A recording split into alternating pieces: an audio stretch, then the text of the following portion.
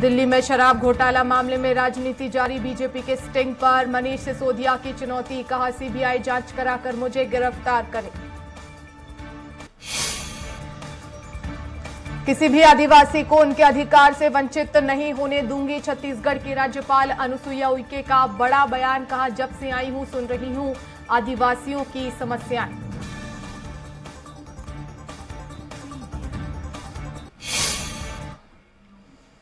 नमस्कार, छत्तीसगढ़ एक्सप्रेस में आपका स्वागत है और मैं हूं आपके साथ वर्षा। बुलेटिन की शुरुआत करेंगे राजधानी रायपुर से। बड़ी खबर मिल रही है जहां मुख्यमंत्री भूपेश बघेल का केरल दौरा है। कोल्लम में भारत जोड़ो यात्रा में शामिल हुए हैं। सुबह 11 बजे तक राहुल गांधी के साथ पदयात्रा करेंगे भूपेश बघेल। तो वहीं इस पदयात्रा में प्रियंका गांधी भी शामिल होंगी। तो मुख्यमंत्री भूपेश बघेल आज केरल के दौरे पर हैं, जहां कोल्लम में भारत जोड़ो यात्रा में शामिल हुए हैं। सुबह 7 बजे से राहुल गांधी ने ये भारत जोड़ो यात्रा शुरू की है और हर दिन 25 किलोमीटर की यह यात्रा होगी। आपको बता दें कि सुबह 7 बजे से सीएम भूपेश बघेल इस यात्रा में शामिल हुए हैं। सुबह 11 बजे तक उनके साथ पदयात्रा करेंगे। इस पदयात्रा में प्रियंका गांधी भी शामिल होंगी।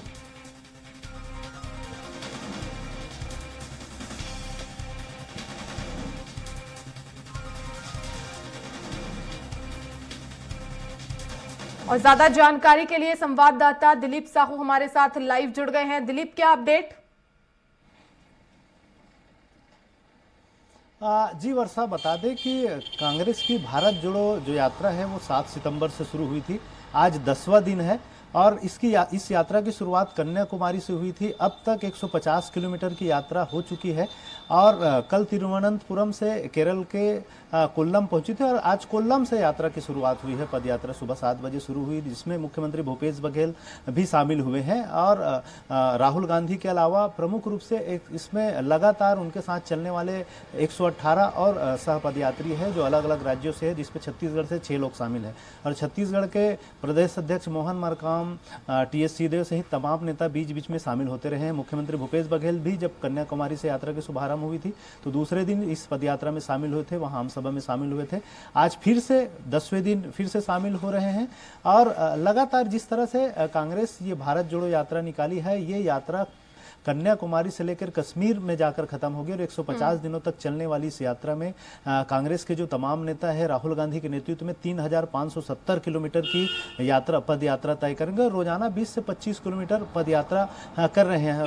और इस मुख्य रूप से कांग्रेस का उद्देश्य है महंगाई, बेरोजगारी और सामाजिक सौहार्द जैसे मुद्दों को लेकर यह भारत जोड़ो यात्रा शुरू की गई है और लोगों से इस दौरान मुलाकात हो रही है, बातें हो रही है और तमाम तरह की जो लोग हैं जहां यात्रा में पहुंच रहे हैं वहां उन क्षेत्र के जनप्रतिनिधि सहित हजारों नेता उनके साथ शामिल हो रहे हैं और लोगों के बीच एक हुजूम बनाकर कांग्रेस चल रही है। और कांग्रेस कुल मिलाकर ये संदेश देना चाहती है कि केंद्र सरकार की जो नीतियां है और जिस तरह की नफरत की राजनीति है और साथ ही साथ महंगाई और बेरोजगारी का जो मुद्दा है, ये कहीं इस मुद्दे को भुनाने के लिए कहीं ना कहीं कांग्रेस प्रयास कर रही है। बिल्कुल। महंगाई और अब दिल्ली में ये पहली यात्रा नहीं है, इससे पहले भी कई ऐसी यात्राएं देश में निकल चुकी हैं जहां पर इस तरह से संदेश देने की कोशिश की जाती है और जिस उद्देश्य के साथ ये यात्रा निकाली जाती है उसके सकारात्मक परिणाम भी हमने देखे हैं। पिछली अगर यात्राओं की बात कर ली जाए तो अब ऐसे में 2024 में कहीं ना कहीं जिस तरह से लोकसभा चुनाव है, कांग्रेस को इससे एक बड़ा फायदा भी हो सकता है, क्योंकि लोगों के बीच पहुंचना अपने आप में किसी भी राजनीतिक दल के लिए एक उपलब्धि से कम नहीं है।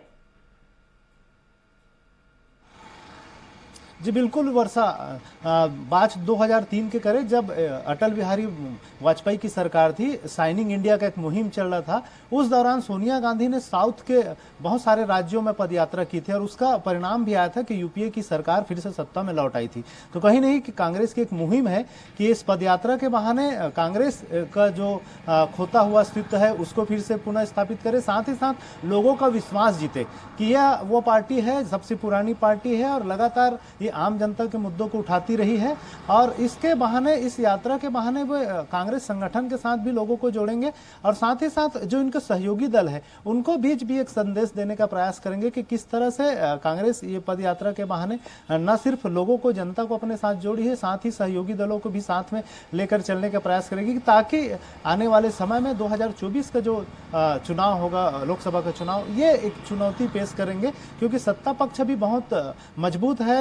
केंद्र में मोदी जी की नेतृत्व में सरकार है और लगातार जिस तरह से बहुमत के साथ सरकार स्थापित की है और जिस तरह से एक माहौल बना हुआ है, मोदी जी का कोई विकल्प नहीं है, तो विपक्ष की ओर से एक विकल्प देने का प्रयास किया जा रहा है और कांग्रेस भी अपनी जो लगातार राज्यों में स्थितियां पैदा हुई है, चाहे उत्तर प्रदेश की बात करें, बिहार की बात करें या फिर दूसरे राज्यों में जिस तरह से कांग्रेस का सत्ता से पद लोलुपता हुई है, तो उसको कहीं ना कहीं फिर से वापस करना और कांग्रेस अपने आप में अपने संगठन को मजबूत करने का प्रयास होगा। ये एक बड़ा प्रयास है दिलीप, और इस दौरान भारत जोड़ो यात्रा के दौरान ना सिर्फ राहुल गांधी सिर्फ यात्रा करते हैं, पैदल चलते हैं, बल्कि लोगों से भी मुलाकात करते हैं और बातचीत भी होती है। तो ऐसा भी होता है कि मुलाकात के दौरान एक छाप छोड़ने की भी यहाँ पर कोशिश होती होगी और ये 2024 में आखिर पता चलेगा कि आखिर इस भारत जोड़ो यात्रा के तहत क्या परिणाम होंगे, किस तरह के परिणाम होंगे। फिलहाल बहुत शुक्रिया तमाम जानकारी के लिए।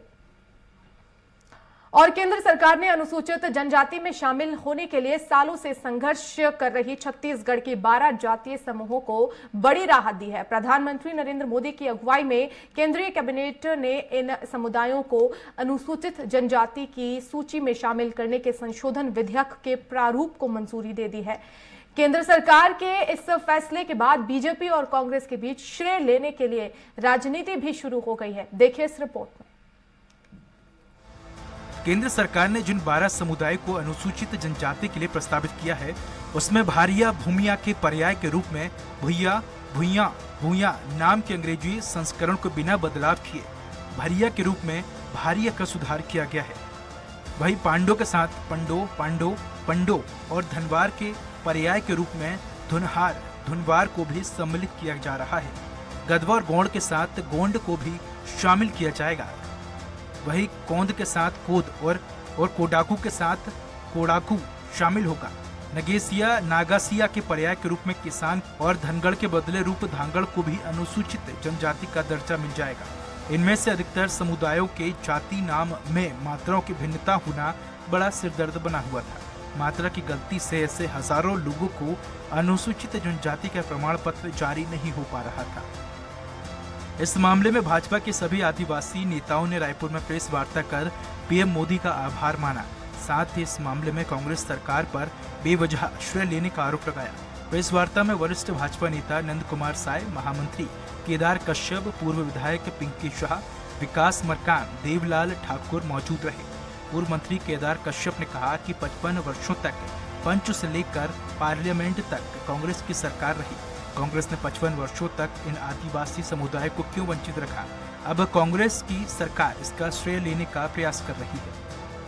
जब पंच से लेकर के पार्लियामेंट तक में कांग्रेस की सरकार थी, तो मैं इस कांग्रेस की सरकार से पूछना चाहता हूं, जो आज श्रेय लेने की कोशिश कर रही है कि हमने इनको जनजातीय समुदाय को हमने लाभ दिलवाया या दिया।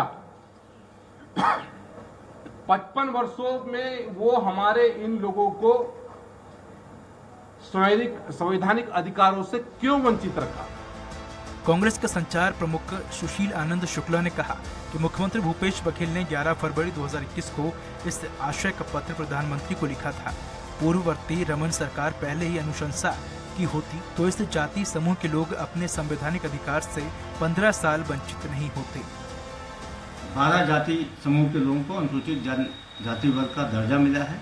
निश्चित तौर पे इस काम को यदि भारतीय जनता पार्टी की पूर्ववर्ती सरकार पहले कर लेती, पहले राज्य सरकार के द्वारा अनुशंसा भेजी जाती, तो ये 12 जाति समूह के लोगों को अनुसूचित जनजाति वर्ग की सुविधाएं जो उनका हक था पहले से ही मिलना शुरू हो। पूर्व सीएम डॉक्टर रमन सिंह ने कहा कि कांग्रेस सरकार ने अपनी गलत राजनीतिक मंशा की वजह से इस मामले को लटकाए रखने का बहुत प्रयास किया, लेकिन मोदी सरकार ने आज ऐतिहासिक कदम उठाते हुए आज कई जातियों को अनुसूचित जनजाति समाज में शामिल कर उनके जीवन की बेहतरी के लिए सबसे बड़ा निर्णय लिया है। आज मुझे इस बात की खुशी है कि भारत सरकार ने RGT भारत के जनगणना महानिदेशक द्वारा अनुमोदन करने के बाद राष्ट्रीय अनुसूचित जनजाति आयोग की बैठक में 122 दिनांक 11/12/2019 को अनुमोदित किया गया और अनुमोदन के बाद आज कैबिनेट में इसको माननीय प्रधानमंत्री जी ने इसको पारित किया। सीएम भूपेश बघेल ने कहा कि 15 सालों तक रमन सरकार रही, आखिरी बार केंद्र में भी उनकी सरकार थी, तब भी उनकी नहीं सुनी गई। 12 जातियों को मात्रात्मक त्रुटि के कारण बहुत सारी दिक्कतें होती थी, बच्चों के सर्टिफिकेट नहीं बन पा रहे थे, उनको योजनाओं का लाभ नहीं मिल पा रहा था, इसलिए हमने नीति आयोग की बैठक में मांग रखी थी। केंद्र सरकार के फैसला सालों से संघर्ष कर रहे उन आदिवासियों के लिए बड़ी राहत है जिन्हें अब अनुसूचित जनजाति में शामिल किया गया है। हालांकि भाजपा और कांग्रेस दोनों इस मामले में श्रेय लेने का प्रयास कर रहे हैं और इससे चुनावी राजनीति में भी मुद्दा बनाकर भुनाने का प्रयास किया जाएगा। अब देखना होगा कि आदिवासी समुदाय इस मामले में वास्तविक में किसे श्रेय देता है। Bureau report, Raipur. छत्तीसगढ़ में 12 समुदायों को अनुसूचित जनजाति में शामिल किए जाने पर सीएम बघेल का बयान सामने आया। सीएम ने कहा कि 15 सालों तक रमन सरकार रही, आखिरी बार तो केंद्र में भी आपको बता दें कि उनकी ही सरकार थी, लेकिन फिर भी उनकी नहीं सुनी गई। सीएम ने कहा कि 12 जातियों को मात्रात्मक त्रुटि के कारण बहुत सारी दिक्कतें होती थी, बच्चों के सर्टिफिकेट नहीं बन पाते थे, उनको योजनाओं का लाभ भी नहीं मिल पा रहा था। और आपको लगातार भारत जोड़ो की बात कर रहे हैं, ऐसे में कैसे होगा? भारतीय जनता पार्टी प्रजातंत्र का लगातार चीरहरण कर रही है। शासकीय जो सेंट्रल एजेंसी है उसका दुरुपयोग कर रही है, धन बल का दुरुपयोग कर रही है। खरीद फरोख्त हमने महाराष्ट्र में भी देखा, नॉर्थ ईस्ट में भी देखा, मध्य प्रदेश में भी देखा कि गोवा में दूसरी बार है। पिछले समय भी उनको बहुमत नहीं मिले थे और वो सरकार बना ली थी, इस समय फिर खरीद फरोख्त किए हैं। तो ये प्रजातंत्र पे भारतीय जनता पार्टी को विश्वास नहीं है और लगातार इस प्रकार से हमले किए जा रहे हैं। ये लोकतंत्र के लिए ठीक नहीं है। दबाव भी चलते और खरीद फरोख्त चलते, इस प्रकार की घटनाओं को जो सेंट्रल गवर्नमेंट या भारतीय जनता पार्टी बढ़ावा दे रही है उसकी जितनी निंदा की जाए कम है। और मैं समझता हूं कि इन्हीं सब मुद्दों को लेकर ये भारत जोड़ो यात्रा निकली है जिसमें लोकतंत्र की मजबूती प्रदान की जा सके। प्रधानमंत्री नरेंद्र मोदी के जन्मदिन को छत्तीसगढ़ बीजेपी सेवा पखवाड़ा के रूप में मनाने जा रही है। 17 सितंबर से लेकर 2 अक्टूबर तक बीजेपी प्रदेश भर में विभिन्न आयोजन कर सेवा पखवाड़ा मनाएगी। बीजेपी के सेवा पखवाड़ा अभियान के प्रदेश संयोजक संजय श्रीवास्तव ने बताया कि 17 सितंबर को पीएम नरेंद्र मोदी के जन्मदिवस से गांधी जी के जन्मदिवस तक बीजेपी प्रदेश भर में विभिन्न आयोजन करेगी, जिसमें इनके युवा मोर्चा, महिला मोर्चा समेत तमाम मोर्चा प्रकोष्ठ को जिम्मेदारी दी गई है। इस दौरान सेवा और कल्याण के कार्यक्रम करेंगे। हालांकि बीजेपी के कार्यक्रम पर कांग्रेस सरकार ने हमला बोला है।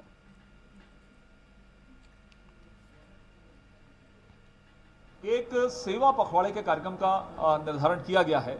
उसके अंतर्गत 17 सितंबर से लेकर 2 अक्टूबर प्रतिदिन अलग अलग प्रकार के कार्यक्रम यहां पर संपन्न किए जाएंगे। लेकिन ये जो पखवाड़ा है, जो सेवा पखवाड़ा है, इस सेवा पखवाड़ा में 15 दिन हम विशुद्ध रूप से आम लोगों के बीच में जाकर, गरीबों के बीच में जाकर हम सेवा के काम करेंगे। लेकिन जिस सेवा का कार्यक्रम भारतीय जनता पार्टी लेने जा रही है, अभी भी हम इस बात से चिंतित हैं कि किसान उनकी प्राथमिकता में क्यों नहीं रहता, आम लोगों के लिए कोई कार्यक्रम वो क्यों नहीं देते। बिलासपुर में सरपंच संघ ने कलेक्ट्रेट का घेराव कर जमकर हंगामा किया। सैकड़ों की संख्या में प्रदर्शनकारी सरपंच रैली के साथ कलेक्ट्रेट पहुंचे और पुलिस का सुरक्षा घेरा पार कर परिसर के भीतर घुस गए। इस दौरान पुलिस और प्रदर्शनकारियों के बीच जमकर झूमाझटकी भी हुई।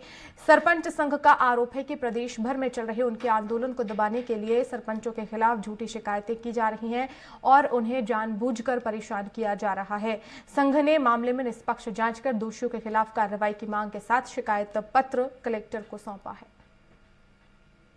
सरपंच संघ के द्वारा जो कलेक्ट्रेट घेराव किया गया था, उसकी मांग थी कि उनके अध्यक्ष जो उपाध्याय हैं, उनके विरुद्ध कोई झूठी शिकायत की गई है जिसकी जांच चल रही है, उनको नोटिस जारी हुआ। तो इसमें जिला प्रशासन के तरफ से यह आश्वस्त किया गया है कि अभी जांच चल रही है, जांच में अगर शिकायत झूठी पाई जाती है तो शिकायतकर्ता के विरुद्ध कार्रवाई की जाएगी। तो हम चाहते हैं कि हमारी जो उचित मांगे हैं उनको तत्काल पूरी किया जाए। सरपंच संघ का नेतृत्व कर रहा हूं, झूठी शिकायत करके मुझे फंसाने का पूरा प्रयास किया जा रहा है। जनता को हर चीज पता है और हमको सब संज्ञान में है। आज यहाँ हजारों संख्या में सरपंच यहाँ पे खड़े हैं, मौजूद हैं।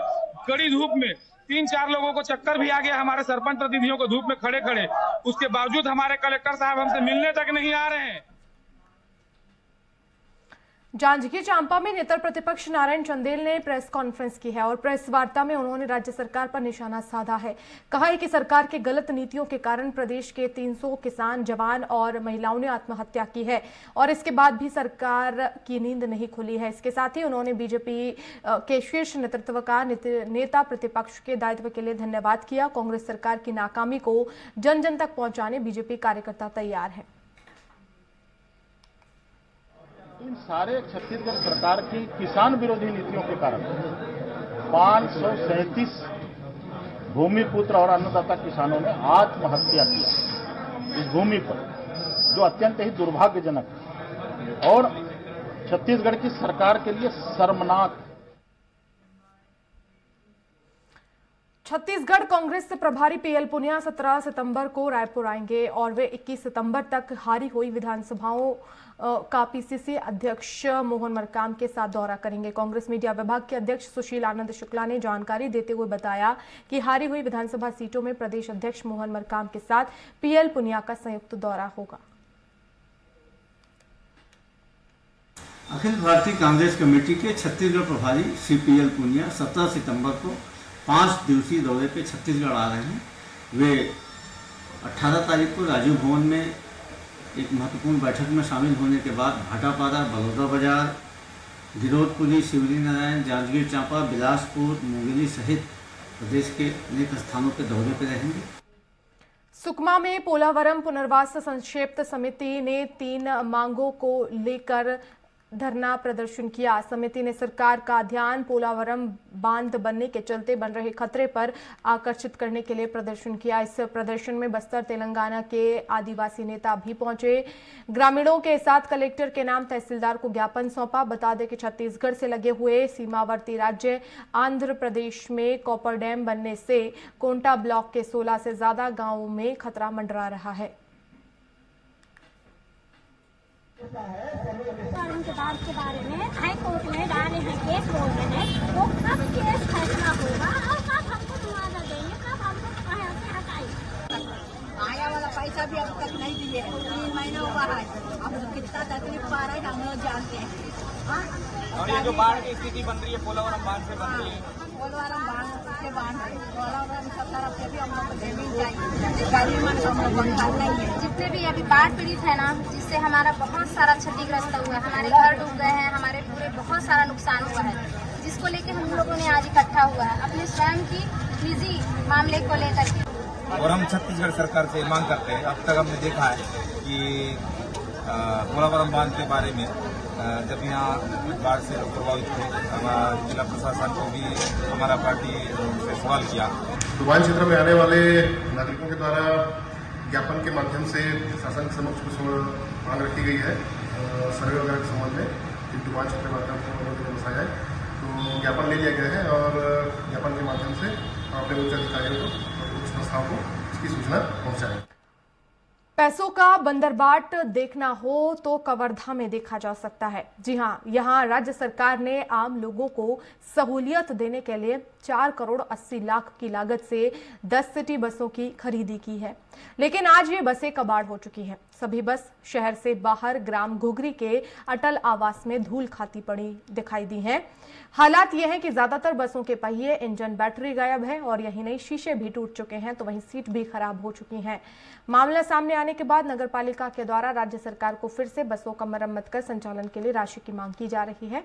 दरअसल वर्ष 2015 में तत्कालीन राज्य सरकार के द्वारा कवर्धा में बसों का संचालन राजनांदगांव के एक निजी फार्म के साथ समझौता किया, लेकिन राजनांदगांव के फार्म ने कवर्धा के प्राइवेट फर्म को बसों का संचालन की जिम्मेदारी दी। कुछ साल तक कवर्धा शहर से लेकर बोड़ला, लोहारा, पंडरिया, भोरमदेव व सरोधा समेत अलग अलग मार्गों में बसों का संचालन हुआ, लेकिन कोरोना के बाद संचालकों ने घाटा होने की बात कहते हुए बसों का संचालन बंद कर दिया और अब इन बसों की मरम्मत में 50 लाख से ज्यादा की राशि खर्च करनी पड़ेगी।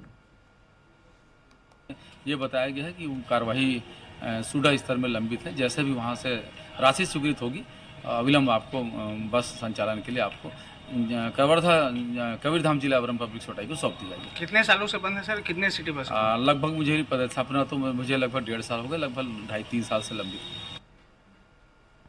बीजेपी सांसद और नवनियुक्त बीजेपी प्रदेश अध्यक्ष अरुण साव के गोरेला पेंड्रा मरवाही जिला आगमन पर युवा कांग्रेस से कार्यकर्ताओं ने प्रदर्शन किया और बीजेपी प्रदेश अध्यक्ष को काले झंडे दिखाकर जमकर नारेबाजी की। इसके साथ ही अरुण साव वापस जाओ के नारे भी लगाए, तो वहीं मौके पर पहुंची पुलिस ने विरोध प्रदर्शन करने से रोका।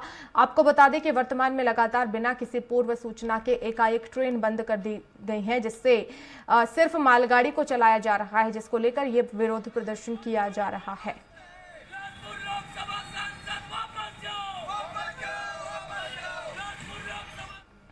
और दंतेवाड़ा के बड़े गुडरा गांव में अचानक उल्टी दस्त से 2 महिलाओं की मौत हो गई, तो वहीं दर्जन भर ग्रामीणों को जिला अस्पताल दंतेवाड़ा रेफर करना पड़ा। तो वहीं मामले की जानकारी मिलते ही ग्रामीणों का इलाज करते मेडिकल टीम गांव पहुंची, तो वहीं अचानक हुई 2 मौत और इतने लोगों के साथ एक साथ बीमार होने से स्वास्थ्य महकमे में हड़कंप मच गया। तो वहीं गांव में लोग डर गए। मौके पर मौजूद सरपंच पति गुड्डी ने कहा कि बड़े गुडरा अस्पताल में कोई सुविधा नहीं है, इस अस्पताल में एक एम्बुलेंस भी नहीं है। ग्रामीणों को इस असुविधा के चलते बीमार होने पर भारी दिक्कतें उठानी पड़ती हैं। यहाँ से कहाँ सुविधा नहीं है सर। अब यहाँ क्या ना, अस्पताल में एम्बुलेंस नहीं है ना, कुछ नहीं है। हम लोग मांग कर करके कई बार मांग किए तो दिए नहीं है। बस 2 दिन के लिए दिए थे, उसको भी 108 दिए थे पुराना वाला, उसको भी वापस ले गए हैं। तो इसलिए जो एम्बुलेंस नहीं रहने के कारण ना, हम लोग के दिन लगाते तो रात हो गए, ऐसा हो गया बोल के बोलते हैं, तो हम लोग बहुत 108 को फोन किए, तो 108 को फोन करने के बाद ना वो तुरंत से मतलब 108 भी पहुंच गई। अब पहुंचने के बाद थोड़ा से 1.5 किलोमीटर वहीं आस पास थे, उसके बाद ना फिर वही डेथ हो गई उसका, है ना। तो होने के बाद ना फिर सबसे पहले तो इसका हुआ है, इसका होने के बाद सेकंड में उसका हुआ है। से कितना बीमार है, यहाँ से खबसीपारा से रिफ़र किया है, नायापारा से 2 डेथ केस हुआ। वहाँ से हम लोग सैंपल्स कलेक्ट किया, पूरा पानी का, उन लोग पेज का पुराना स्टूल सैंपल हम लोग कलेक्ट करके इसका आगे प्रोसेस कर रहे हैं। इसके बाद पता चलेगा कितने लोग बीमार थे, उल्टी दस्त से कितने लोग पीड़ित थे। अभी हम लोग आने से मैं आके देखा 10 लोग तो हम लोग रिफ़र किया यहाँ से। और इसी के साथ इस बुलेटिन में फिलहाल इतना ही। नमस्कार।